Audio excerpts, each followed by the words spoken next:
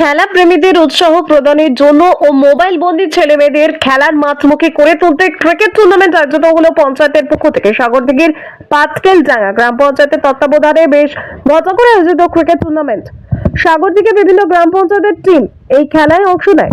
এদিনের ফাইনাল খেলা অনুষ্ঠিত হয় আজ মশামারা। খেলার মাঠে উপস্থিত ছিলেন বিধায়ক বাইরন বিশ্বাস, পঞ্চায়েত সমিতির সভাপতি মসিউর রহমান, বিডিও সঞ্জয় শেখদার। এছাড়াও উপস্থিত ছিলেন বিভিন্ন গ্রাম পঞ্চায়েতের প্রধান, বিশিষ্ট সমাজসেবী সাইদুর রহমান প্রমুখ। দেখুন সেই ছবি সাগরদিঘি থেকে জাকিরুল হকের রিপোর্ট, বাংলা নিউজ। অ্যাকচুয়ালি সারা বছরে আমাদের ছাত্র সকল মিলে প্রিপারেশন নিয়ে রেখেছে। ওরা পড়াশোনাও করেছে। আমাদের ব্লকের যারা ছাত্রছাত্রী, আমাদের ব্লকের গর্ব, ওদের পড়াশোনা করতে গেলেও সারাদিনের শেষে আধ ঘন্টা 20 মিনিট 25 মিনিট হলেও একটা চর্চা রাখা উচিত। এবং ওনারা যেহেতু প্রিপারেশন নিয়ে রেখেছে, আমরা মাঝে মাঝে ওদেরকে উৎসাহিত করছি যে অবশ্যই পড়াটা দরকার, এবং পড়াকে ধরে রাখতে গেলে আগামী দিনে এগিয়ে যেতে হলে শরীর চর্চা দরকার।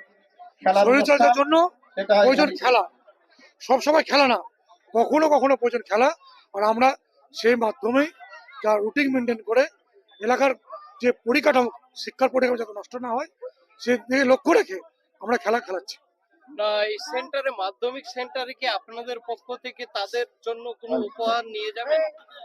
100% আমাদের তরফ থেকে সমস্ত রকম সহযোগিতা ওদের থাকবে। এবং আমরা যেভাবে আশীর্বাদ, ভালোবাসা ছাত্রছাত্রীদের তরফ থেকে আমরা দিয়ে রাখি, আগামী দিনে আমরা দেবো। ওরাই তো সব, ওরাই তো গর্ব, ওরা এগিয়ে যাবে। আমাদের তরফ থেকে যে সহযোগিতা করণীয় আমরা সমস্তটাই করবো।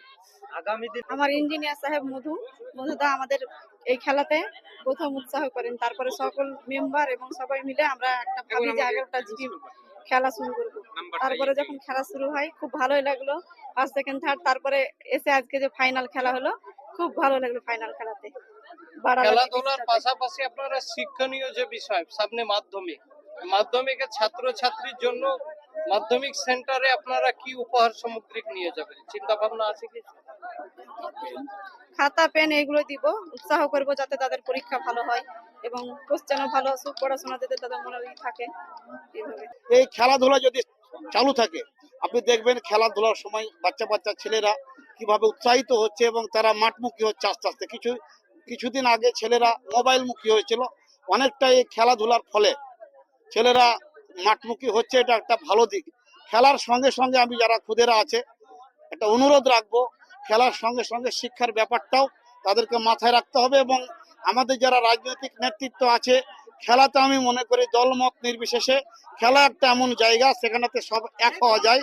খেলা যেমন থাকবে এর সঙ্গে সঙ্গে শিক্ষার ব্যাপারটাও দেখতে হবে, কারণ বিভিন্ন গ্রাম পঞ্চায়েতের বিভিন্ন স্কুলগুলো বন্ধ হয়ে যাচ্ছে, ঢুকছে শিক্ষকের অভাবে। সবাই মিলে রাজনীতি করার জন্য বলছি না, আমাদের সমাজকে যদি সুস্থ রাখার প্রয়োজন হয় অবশ্যই শিক্ষার প্রয়োজন।